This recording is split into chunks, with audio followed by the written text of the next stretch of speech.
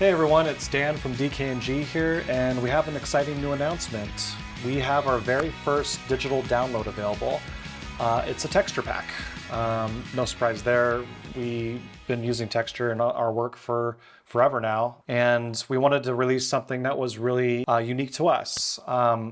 What's also unique to us is that we try to keep our work as clean and efficient as possible. So what makes this texture pack different from other texture packs is that it's a single Adobe Illustrator file and it doesn't require any sort of linked imagery. So when you download it, all you'll see is one file. It's a series of 5 artboards within Adobe Illustrator, and all these textures are completely adjustable. So everything that you create in this style is very versatile. You can update the grain texture on the fly, and it'll make more sense once we jump in. So the whole purpose of this video is kind of a walkthrough. Just wanted to make sure that when you do download this, that there's some sort of companion piece that helps you understand what it is. So right here we have our file open. You can see that it's 5 artboards. The first artboard is kind of your introductory title page. It is called Mezzo, this texture pack. The reason it's called Mezzo is because it's referencing the word mezzotint. And in the screen printing world, mezzotint is a very specific kind of texture that's used. It's very binary. It's basically black and white, but it's not halftones and it's not quite grain or dither dots. It's kind of using a wormy texture. That's kind of the weirdest, most accurate way we can describe it.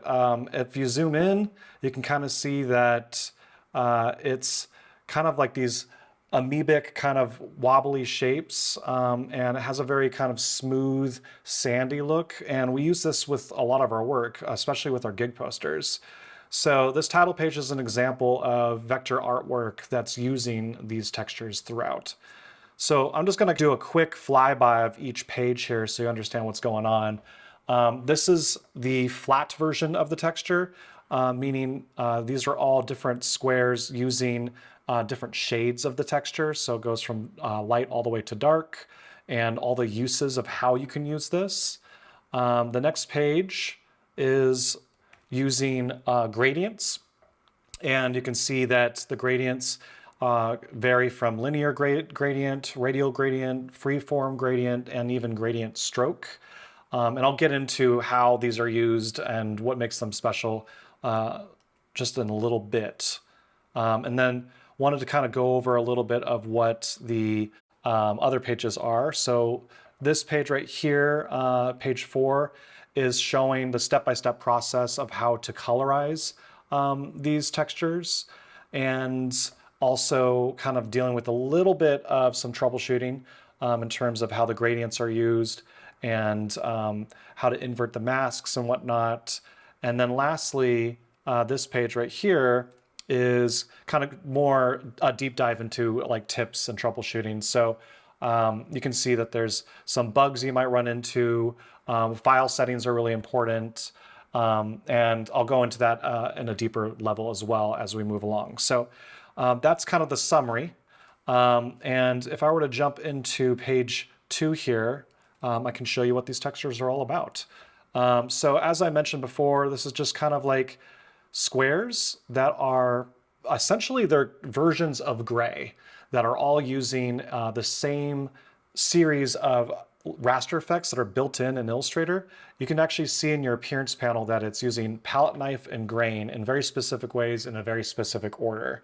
So right here we have your 50% gray, what this texture looks like. And you can see the appearance of black and the appearance of white is kind of 50-50. Whereas on the darker side, you have this 65% black, which we'll get into why we stop at 65, but kind of to give you a preview of what that looks like. If I were to go to 70%, it starts to disappear. And that was kind of a preview of how these textures are adjustable. So for example, this texture that I have that's at 60%, if I wanted to make it 58%, it gets a little bit lighter and it will adjust on the fly. So this is what makes this interesting. All these textures are completely adjustable, and you can use it for all types of things. So this is an example of how you can use it with live text. You can see I actually have text here that can be written out to any word you'd like. And what's also interesting is that this text is using the texture as an opacity mask, which allows it to have transparent pinholes. So it's not that I was actually putting pink on top of this yellow. It's yellow with just holes poked into it. And it's live text. And it's using opacity masks to make that work. The background here you see is basically just a yellow square that is only revealing dots. So that's another way you can use the texture. And get used to seeing a little bit of that status bar, like that's it basically re-rasterizing itself. It doesn't really last for very long, but it's kind of a way for it to kind of like adjust on the fly. This is 2 series of circles, for example, but this is just to kind of exemplify the fact that it is truly transparent holes. You can see as it goes over the gray of the background of this Illustrator file, it's showing gray. Or if I were to put it back to, over this other pink circle, we can actually see like the pink seen through to it. And then this right here is an example of like a hexagon that's kind of making the isometric cube look. And we wanted to show like 3 shades of color. Let's say you wanted to adjust, just one of these shades. You actually go into the transparency window and click on what's going on inside that. And you can see it's basically 3 different shades of gray. We've got one shade that is 40%, another shade that's at 50, and this one on the darkest side is actually at 60, but I can adjust it on the fly as well. So if, let's say I want to make it like 55, and see what that looks like. And you can see that it updates. And it's kind of cool that you can do that, because like making anything in vector, or especially for a client, like you might need to make revisions. And when you are using linked imagery that's used as texture, you're kind of stuck with that unless you make something new. But with this, you can adjust it. And then moving on to gradients, this is actually the most interesting part of the use of this texture. So gradients, this is literally just a gradient of gray. So it's using on one side of the spectrum a 35% black, and then the other side of the spectrum a 65% black. And if you like to make gradients using this tool, you can see that it adjusts on the fly as well. So as you kind of move things in and out, the patterns, the Mezzo tint actually will adjust as well. So same thing goes with radial gradients. You can see here I can adjust the handles and it will update. And then it gets even more customizable from there. Freeform gradients are still available. If you go into your gradient tool for this, for example, you can see that these dots have been pre-selected as basically a 65% black or a 35% black, basically just different versions of gray, but they can be moved around and you can be adjusted this way, or you can, make the size of them larger and everything will adjust automatically. So pretty cool there. And then the gradient stroke, for example, this is quite literally a stroke that is using a gradient. You can see that it can be adjusted this way to kind of give you an idea what it looks like without these filters. That's what it looks like. But when I turn them on, it has this look. You can adjust things further from there. You can like change the orientation of your gradient. You can change the way it's painted so that goes along the stroke, for example. Gradient strokes come in handy when it comes to like really organic shapes. So you can see here, I have a way of making this rounded shape even longer if I wanted to. And you can see that I have this gradient inside it. It's all just using masks. So I'll get into how we create those masks and kind of circle back to some of these uses. You're probably wondering, okay, I get that, this is a black and white texture, but how do you get it to be colorized? So this page in particular is going to show you how to do that. We already have kind of a step-by-step tutorial here, but I'm just going to make something on the fly so that you can see it being done. This is our linear gradient. Again, it's basically your kind of gray gradient that's using these raster effects on top of it, and it's creating a very black and white look. This image itself is going to be placed over whatever you're trying to colorize. Basically, if you want it to be a circle that is pink, for example, make that pink circle first, put this gradient on top of it, and select both. So now I have both selected, and inside your transparency window, you want to click on the Make Mask button. You can see it immediately colorized it so that the texture is now being used inside that, but you also notice it kind of inverted the texture. So one thing to keep in mind when you do make a mask, the default setting within Illustrator is that anything that is white is going to be considered showing through to the color behind it, and anything is black is kind of like a stencil, like it's basically blocking from showing it. So if I were to bring this over, you can see that it is a truly transparent image in the sense that like anything that's not pink is seen through the background. One fix for making it look the way you probably were intending, where it looked like the gradient you made before, is click on Invert Mask inside the transparency window, and that gives this look. So that whole series of instructions is available right here, step 1 through 3, and then this option of inverting masks. And then this is kind of just explaining that like all of it's completely changeable in terms of color too. So once you have something inside your opacity mask, you can actually change its color. So this is actually a pink gradient texture on top of like a yellow circle, but just to show you that it's adjustable, you can actually change it to any color you'd like. And you can see here that like it's completely adjustable that way. So once you have it ready to go, the colors can be changed on the fly like your regular, vector shape. I'm going to talk a little bit about the gradient parameters. I mentioned earlier that like we have to stay within 65 and 35%. Just to kind of show you what that looks like in real time.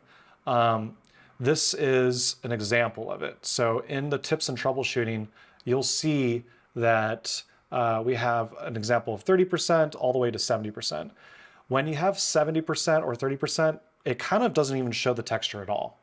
And that's because the series of these raster effects work best with grays. Once you get to the point where it's starting to deal with anything that's white or black, it starts to blow it out or fill it in so much that it's not even used. So you can kind of see like, once we kind of get into anything above 35 or below 65, you start to get the actual like use of this in a more visual way. A couple things that are unexpected or bugs that you might find is the texture might end up looking like this on your computer, where when you make an adjustment, it gets really, really chunky. One quick fix I've found is to work in CPU, but I don't personally like to work in CPU because my computer works a little bit slower. It's harder to build vector shapes. And so I prefer to ideally work in GPU.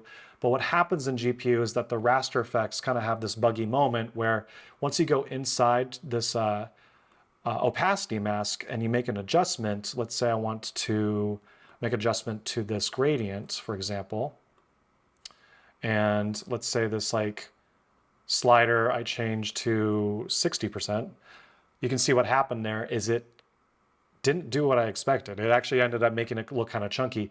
A couple of quick fixes besides changing the CPU is you can take the node of the actual gradient or whatever textured effect you have inside this opacity mask and just play around with one of its nodes. I just moved it up one notch on like with my arrow and like reverse it, and you can see that it like auto updates. If you run into the same issue with multiple areas that end up looking this chunky, you can also just go to your effect window under document raster effects settings and then make sure you're at 300 ppi. That's a good segue to the resolution of your file. This entire file is preset at 300 ppi. You want to make sure it stays that way. If you go higher or lower, this system of using these textures are going to appear different. This is an example of what it looks like if you were to make this lower, like at 72 DPI. You're actually not making the texture chunkier, you're actually making it more bitmappy, and it actually ends up looking really pixelated. And then you also lose a little bit of that smooth, like dark to light gradient. It actually ends up kind of being a bit more harder to define what a gradient looks like. So something like that might happen if you don't stay within 300 ppi. Another thing that might happen is you'll see inside strokes that you might get a little bit of this aliasing. So this aliasing here is kind of a buggy thing that happens. It's basically what the raster effect is doing, but it's because it's not inverted. So what I'm going to do is I'm actually going to take this stroke that's inside this opacity mask, I'm going to invert it. You can see the aliasing stopped, it actually fixed it, but it's oriented the wrong way. So if you go into your gradient area and click on the stroke portion, you can actually reverse the gradient, and that way you get the look you're looking for. So it's just kind of a matter of like inverting your mask and kind of inverting your gradient stroke, and you should get the look you're going for. That's kind of the gist of the troubleshooting that you might run into. Another kind of tip that's actually really convenient is graphic styles. We've saved all the graphic styles that you've seen on the first 2 pages in our graphic style panel here. So for example, like let's say you're starting off with like any shape, it doesn't have to be any particular color. It will automatically adjust it to, let's say, a linear gradient or a radial gradient or freeform gradient. So it's kind of a quick and easy way to get the look you're looking for without having to create anything from scratch. But you're also welcome to grab from the first 2 pages those elements as a starting point. Here's an example of a gradient stroke. Again, everything's adjustable. You can see like as I change it, it also changes the orientation of everything.